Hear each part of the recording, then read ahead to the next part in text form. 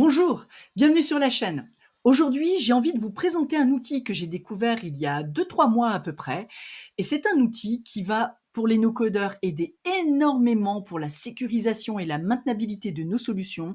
Et on va regarder ça de manière très concrète. Et c'est parti.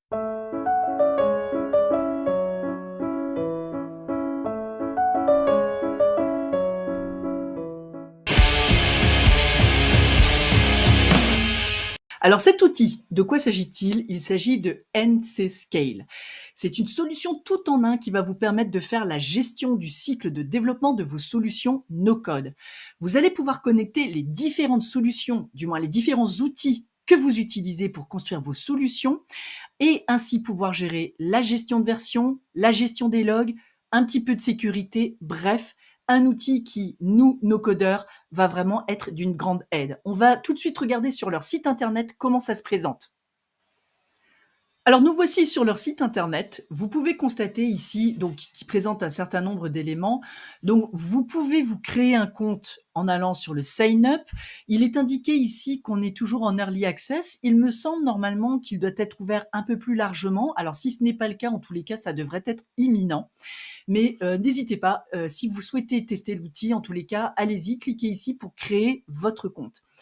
Globalement, cet outil donc va pouvoir gérer différents outils no-code qui vont composer votre solution, notamment Airtable, Zapier, Glide, Make, Software et Bubble. Alors aujourd'hui, il y a Airtable, Make et Bubble qui sont opérationnels et les autres sont en train d'être implémentés. Donc, on va regarder, nous, tout simplement, comment se présente l'interface en un premier temps. Et puis ensuite, on va faire un cas d'usage où on va complètement créer notre environnement et on va connecter deux outils qui sont Airtable et Make. Alors voilà l'interface. Vous avez d'abord en plein milieu ici, finalement, votre espace de travail. C'est là où principalement vous allez interagir avec les différents éléments. En haut à droite, comme n'importe quel outil, vous avez un certain nombre de menus, notamment pour gérer votre compte, pour éventuellement demander un reset de mot de passe et pour vous déconnecter ou vous connecter selon le cas. Ensuite, sur la gauche ici, vous allez avoir deux typologies de menus, en haut à droite et en haut à gauche, excusez-moi, et en bas à gauche. En haut, vous allez avoir une déclinaison de deux éléments. Le premier, il va s'agir de votre espace de travail, sachant que vous pouvez avoir plusieurs espaces de travail, donc ce qu'ils appellent des workspaces. En l'occurrence ici, j'en ai plusieurs. J'en ai un qui s'appelle CV Workspace, c'est celui-ci qui est mis en évidence, un autre Alexandre Workspace et un autre Rebuild Workspace. Dans chacun des workspaces, je vais pouvoir créer une ou plusieurs applications. Là, c'est au sens solution que je vais développer, par exemple, pour un client ou pour une personne, pour une association ou pour qui j'ai envie. Donc moi, aujourd'hui, le modèle que j'ai choisi, par exemple, c'est qu'un workspace égale un client ou une association. Et en dessous, je vais avoir ici des applications, une ou des applications par workspace.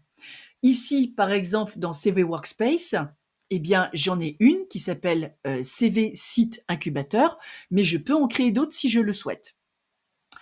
Ensuite, dans chacune des applications, c'est là où ça devient intéressant, on va pouvoir connecter un certain nombre d'outils. Je vais pouvoir donc indiquer les différents outils que je veux connecter. Donc ça, c'est pour la présentation générale. Donc, on fait un petit récap. La logique, c'est j'ai d'abord un espace de travail. Dans cet espace de travail, j'ai une ou plusieurs applications au sens solution que je développe.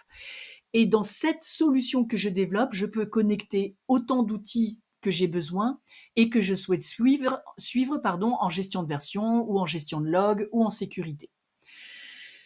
Donc, nous avons ensuite ici donc la possibilité de connecter et on va se faire ensuite un cas d'usage où on va connecter Airtable et Make. Mais d'abord, j'ai la gestion des paramètres de mon application. Je peux lui attribuer un nom, le modifier si j'ai besoin et également indiquer une description en texte riche ici. J'ai la partie collaborateur. Là, je peux voir qui sont les contributeurs à cette application. Je note néanmoins ici que je n'ai pas la possibilité d'ajouter de nouveaux collaborateurs. Alors je ne sais pas si c'est prévu à l'avenir d'avoir une granularité plus fine. Aujourd'hui, mon constat est que la gestion des collaborateurs se fait à la maille du workspace, de l'espace de travail. Donc là, j'ai cliqué sur le menu.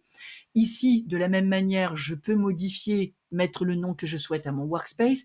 Et là, je peux voir non seulement les collaborateurs qui contribuent, mais je peux en ajouter. Voilà, donc petite question que je soumets du coup à la team NCScale. Est-ce que ça sera possible d'avoir une granularité plus fine? Ça m'intéresse de le savoir en tous les cas. Personnellement, j'aimerais bien que ce soit possible. Ensuite, dans chaque application, on va avoir deux menus. Un menu dashboard, c'est le menu que vous avez vu quand on est arrivé tout de suite sur la page de présentation, qui va vous proposer le versionning, l'activité et les collaborateurs. Si je clique sur collaborateurs, je vois uniquement qui sont les collaborateurs qui contribuent. Je ne peux pas les manager d'ici. Hein, comme on l'a vu précédemment, c'est à partir du workspace. Et concernant la gestion des logs et l'activité, c'est une fonctionnalité qui arrivera un petit peu plus tard. Donc actuellement, NCScale est principalement focalisé sur la gestion de version. Voilà globalement pour la présentation rapide. Je fais exprès à ce stade de ne pas entrer plus dans les détails, puisque ce que je vous propose, c'est qu'ensemble, nous créons complètement de A à Z un workspace, une application, et que nous connections deux outils qui vont être Airtable et Make, et puis qu'on regarde un petit peu comment tout ça se passe. Donc on regarde ça tout de suite. Allez, c'est parti. On va faire un cas d'usage. On va dire j'ai un nouveau client, j'utilise du Airtable, du Make. On va considérer que j'ai déjà fait des travaux. En fait, on va regarder un vrai cas d'usage, hein, c'est pas du fake. Et on va partir du principe que j'ai envie de le connecter à NCScale parce que je veux assurer une meilleure maintenabilité. Le prérequis d'entrée, c'est d'une, créer votre compte NCScale, de deux, télécharger le plugin Chrome et installer-le. On a fait tout ça déjà, donc nous c'est parti. On va d'abord commencer à créer un workspace. Donc je vais créer un workspace que je vais appeler client workspace de manière plutôt originale. Vous en conviendrez. Voilà, je vais le créer. C'est parti. Donc tout de suite, il me propose déjà de créer une application et donc je vais l'appeler incubateur formation client. Bon, le nom n'est pas du tout original, c'est moche, il n'y a pas de nom particulier, mais c'est pas grave, c'est pas l'objet. On va faire comme ça. Donc je crée mon application. Et là, il me propose tout de suite de créer mon premier outil. Donc vous noterez que déjà à ce stade-là, c'est très directif. On est vraiment pris par la main et on fait les choses de manière assez fluide et assez simple. Donc je vais connecter mon premier outil. Allons-y. Et je vais décider de connecter ma base Airtable. Et donc, vous voyez, quand je sélectionne Airtable, il demande l'ID de l'application, donc l'ID de l'app Airtable qu'on va trouver en fait dans l'URL. Voilà, ma base se charge et donc l'ID en question dont nous avons besoin, c'est celui-ci. Hop, pardon, c'est celui-ci. Mais je prends les caractères qui ne vont pas et ça s'arrête avant le forward slash et donc je le place ici. On donne un petit nom qui va bien et qui est facilement reconnaissable. Alors, ne faites pas comme moi parce que j'ai déjà fait l'erreur d'oublier de changer le nom de la connexion. Sauf que si on a 2 bases Airtable, 3 bases Airtable, ils vont tous s'appeler Airtable. Donc, à un moment donné, ça peut poser quelques confusions ou quelques problèmes. Donc là, je vais l'appeler base 1 Airtable. Voilà, pas très original. Allons-y. Voilà, donc là, vous voyez, il nous a redirigé sur cet écran où il nous indique si vous n'êtes pas redirigé, cliquez sur ce bouton. Donc c'est ce que je vais faire. Je clique, hop. Il ouvre de nouveau la base Airtable et là, il m'explique qu'il est temps de lier mon outil et en utilisant l'extension Chrome de NCScale. Donc merci, OK. Donc, je clique sur l'extension qui est la petite icône ici. Vous voyez, NCScale a l'accès à ce site. Parfait. Je vais sélectionner Clients Workspace. Le nom de mon application, c'est Incubateur Formation Client. Et le nom de mon outil, c'est base 1 Airtable. Donc, il l'a repéré d'ailleurs immédiatement. Et vous voyez ici que c'est en jaune. Ça veut dire que pour le moment, ça n'est pas connecté. Il faut que je le connecte de manière explicite en cliquant sur ce bouton. Ce que je fais tout de suite. Donc là, il le confirme bien que la base Airtable va être liée à NCScale, etc. Donc, il rappelle quelle application cela concerne et quel workspace cela concerne, et je confirme le lien, et c'est parti. Une fois qu'on a fait ça, je retourne dans le dashboard de mon site ici, de mon workspace, et je vais regarder l'historique, et il a fait un premier push. Donc, c'est-à-dire la première connexion, ça a été pour montrer eh oh, la connexion s'est bien passée. Elle s'est faite aujourd'hui à 15h40 et c'est le first push qui permet de valider, d'établir la connexion. Ici, on a des menus. All, donc ça va être tout l'historique des modifications qu'on a pu apporter. Et ici, on va l'avoir par connexion. Donc ici, la base 1 Airtable.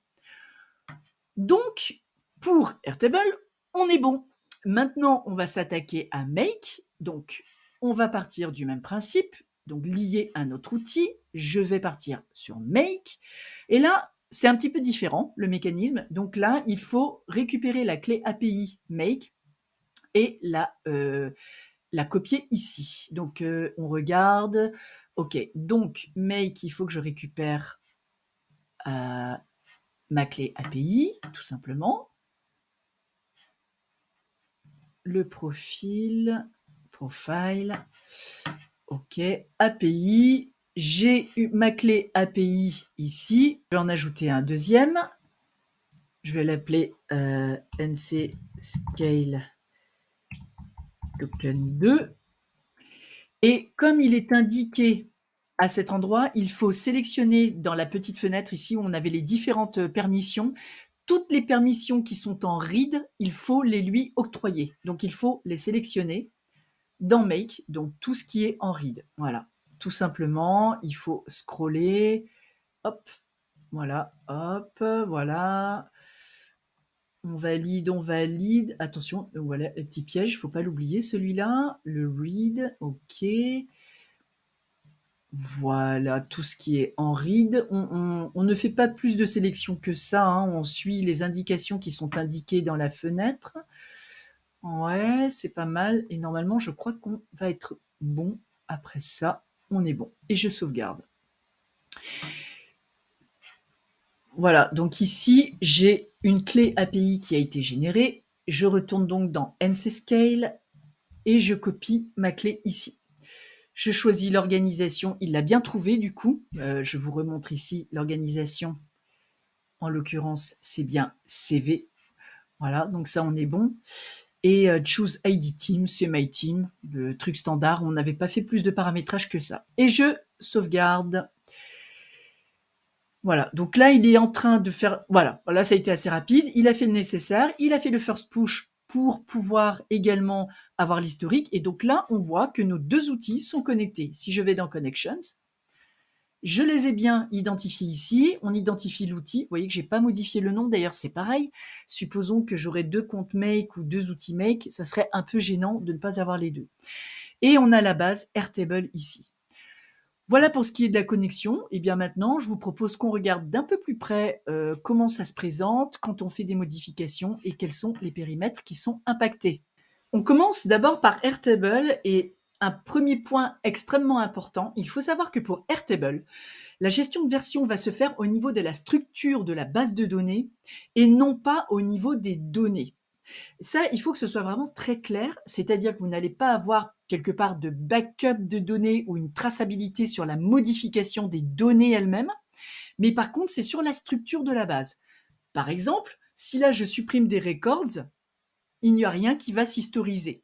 Ce qui va s'historiser, en revanche, c'est tout ce qui va concerner, par exemple, les différentes colonnes. Imaginons, j'ajoute une colonne ici, une colonne que je vais appeler test, par exemple, et qui va être de type attachment. Voilà, je crée ce champ-là. Eh bien, je vais pousser cette information dans NCScale parce que je souhaite la tracer. Donc, je vais faire un push. Et ici, on peut avoir la possibilité, comme vous l'avez vu, hein, d'avoir plusieurs workspaces. Donc, il va me demander quel est le workspace qui est concerné, Clients Workspace. L'application, c'est Incubateur Formation Client. Et la base, c'est base Airtable 1. Par ailleurs, je vais indiquer un motif, pourquoi je fais ce changement. Donc, on va dire changement, on va dire pas changement, ajout d'un champ pièce jointe. Et là, vous constatez un petit bug en live qui est connu de NCScale, donc ils sont en train de travailler dessus. En fait, ils ne gèrent pas dans cette description-là les espaces, donc je pousse quand même l'information.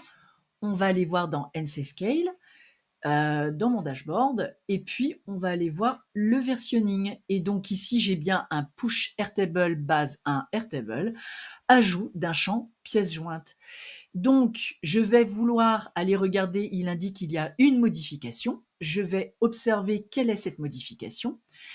Vous voyez que ici, il dit la nouvelle version, elle a été poussée à 15h47 et qu'elle est comparée qu'il y a un changement par rapport à la version antérieure qui était de 15h40. La première modification, c'était d'ailleurs le premier push qu'on avait fait. Bon, la release note est un petit peu embêtante quand on n'a pas les espaces, ça gêne un peu à la lisibilité, donc on va juste faire le nécessaire et une pièce jointe, voilà, c'est quand même mieux, je confirme. Et voilà à quoi ressemble mon changement. Qu'est-ce qu'il m'est dit? Il m'est dit qu'il y a eu un changement dans la table dont l'ID est celui-ci et que la colonne dont l'ID est celui-ci a été ajoutée. Ce qui est malin, c'est qu'en fait, on a trois notions. En rouge, ce sont les suppressions. En vert, ce sont les ajouts. Et en bleu, ce sont les changements. Donc ici, il dit clairement qu'il y a eu un changement de type ajout. On le retrouve ici en code couleur. Moi, je trouve ça super parce que les couleurs, c'est très parlant. Et donc, il donne le type de l'élément qui a été ajouté, donc son identifiant, son ID, le nom, effectivement, je l'ai appelé test.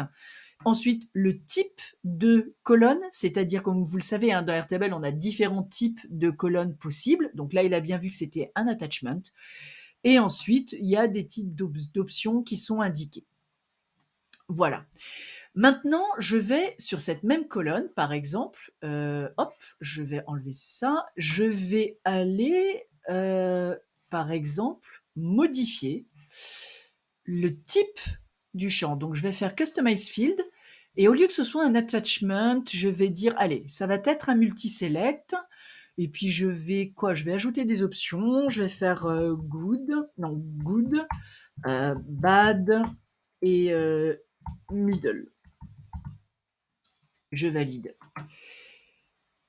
Et je pousse l'information. Donc, toujours la possibilité de choisir à quel endroit on va faire ce changement.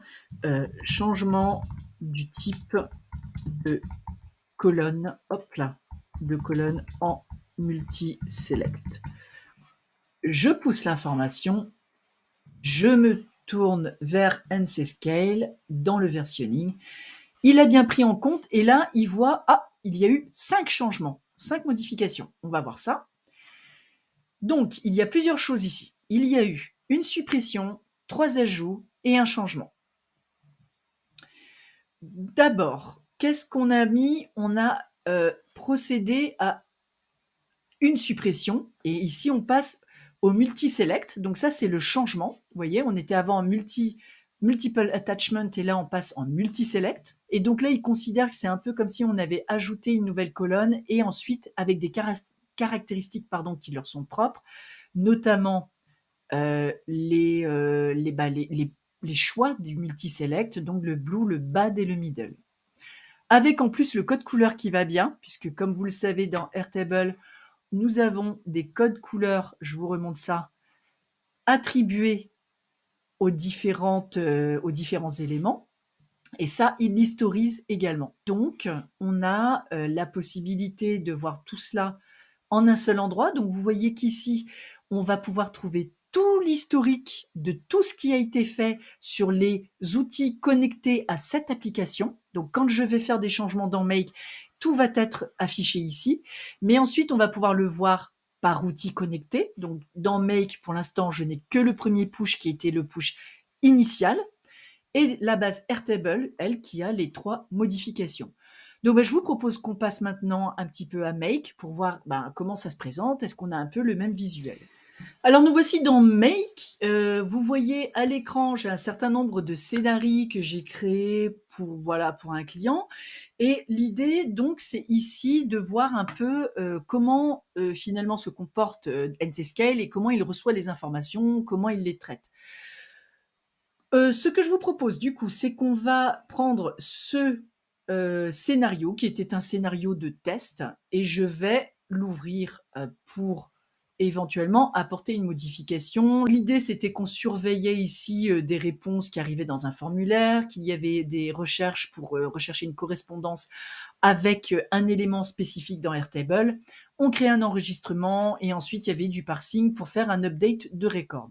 Bref, on va prendre le principe qu'ici, les labels ne me plaisent pas trop parce qu'en fait, ce sont les labels d'origine de Make et que ça n'est quand même pas très lisible parce que j'imagine si quelqu'un veut essayer de comprendre ce que fait ce scénario, ça n'est pas forcément évident. On a la possibilité dans Make de renommer ces modules. Donc, surveille les nouvelles réponses. Je vais en renommer quelques-uns. Voilà. Je vais renommer celui-ci recherche les enregistrements. Je fais un peu vite. Rename, créer les enregistrements. Je sais plus ce que fait celui-ci. On recherchait un ID ici, donc on va l'appeler recherche l'ID document. Et puis ensuite, et là, on faisait... Donc ça, c'était une mise à jour dans la pièce jointe. OK, c'était ça qu'on faisait. Et donc, ajout de la pièce jointe. Bon, à la limite, ça n'est pas très grave. Donc là, je sauvegarde. Donc là, je vais cliquer sur le bouton et il va me faire une comparaison. Il va faire un compare push. Donc, je vais dans Client Workspace, incubateur formation client, et cette fois-ci, je vais sur Make.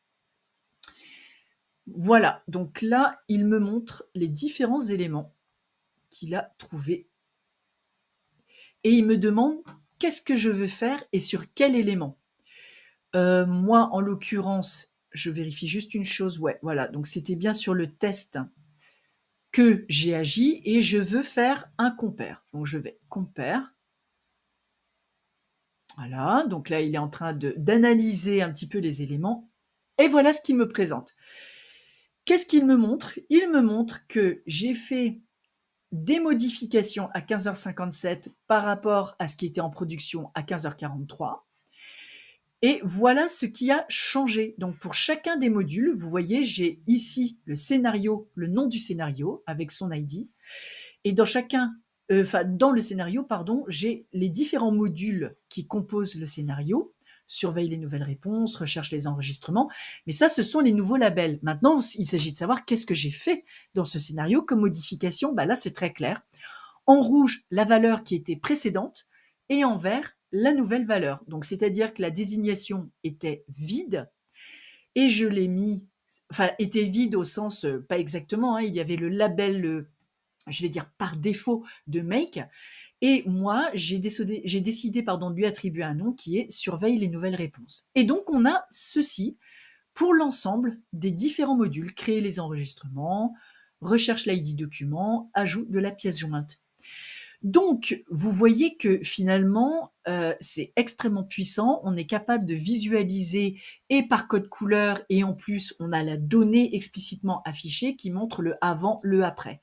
Donc, hyper puissant. Donc, si je retourne dans mon dashboard global, du coup, maintenant, je retourne dans l'historique. Que se passe-t-il? Effectivement, là, j'ai l'ensemble des pushes qui y figurent, les pushes de tous les outils connectés. avec le dernier, à quelle heure il a été réalisé, à quelle heure et à quelle date. Là, j'ai l'identification des 2 outils qui sont connectés et là, j'ai l'historique. Donc, vraiment de manière chronologique, j'ai l'historique des différentes actions. Là, c'est pour tous les outils et ensuite, je me répète un peu, mais je pense que c'est important, je peux l'avoir également par outil connecté, Make, en l'occurrence, là, il y en a eu un, et base Airtable. Alors, vous me dites: «Ah, c'est bizarre parce que là, il y en a eu que un». Effectivement, parce que ici, j'ai fait un compare, je n'ai pas fait un push. Donc, je reprends du coup mon élément, je retourne dans Client Workspace, dans Incubateur Formation, l'outil Make. Je vais reprendre ma base test et cette fois-ci, je vais faire un push pour valider les changements. Donc, je vais faire nommage des, des modules et donc mise en place des labels, des modules pour une meilleure lisibilité. Par exemple, lisibilité avec les fautes intégrées, c'est cadeau, c'est pour moi et je pousse. Je retourne dans mon dashboard, dans mon versionning et là j'ai bien cette fois-ci mes modifications qui ont été prises en compte. Donc je vais retourner pour voir le push cette fois-ci et non plus le compare. Et donc il reprend bien cette fois-ci les éléments qui ont été modifiés. Il est possible de faire des remontées à l'équipe directement sur soit des bugs, soit des demandes de nouvelles features, soit un retour global sur la solution, tout simplement en cliquant sur le petit menu qui est ici. Voilà, feedback. Et donc là, on peut rapporter un bug, demander une nouvelle fonctionnalité, faire un feedback général. Et après, il y a un accès à la communauté si vous faites partie de la communauté. Donc ça, c'est voilà, c'est pour les early access. Je ne sais pas si aujourd'hui c'est toujours d'actualité ou pas. À voir avec la team NCScale. Et donc, quand vous faites report a bug, vous avez donc un titre, vous pouvez lui donner un titre, faire le descriptif. Et ce que je trouve génial, c'est que vous pouvez soit ajouter une pièce jointe, c'est-à-dire des screenshots que vous auriez fait antérieurement, soit les faire à un instant T, ou soit tourner une petite vidéo pour montrer exactement comment ça se passe. Et tout ça, à partir de l'interface de NCScale. Et je trouve que ça, c'est très malin parce que ça évite de sortir de l'outil. Et encore une fois, ça raccourcit la friction de se dire ah, il faut que je remonte ça à l'équipe, mais j'ai la flemme. Là, on est directement dans l'outil, on n'a pas besoin de sortir et c'est très rapidement fait. Donc ça, je trouve que c'est très malin. Et donc, c'est aussi une des forces, je pense, de cet outil NCScale. J'espère que cette vidéo et cette immersion dans un outil assez prometteur NCScale vous aura plu. Si c'est le cas, n'hésitez pas à me le dire en commentaire. Si vous-même vous utilisez l'outil, si vous avez un avis, n'hésitez pas à l'exprimer en commentaire de manière constructive et en toute bienveillance. Et en tous les cas, si vous avez aimé, un petit like sur la vidéo, ça fera toujours plaisir. Et puis en plus, si vous aimez un peu ce que je vous propose, n'hésitez pas à vous abonner à la chaîne, à cocher la cloche pour les prochaines vidéos. On va explorer le no-code de différentes manières, en tous les cas là où le no-code nous mènera. Et sur ce, je vous dis à très vite.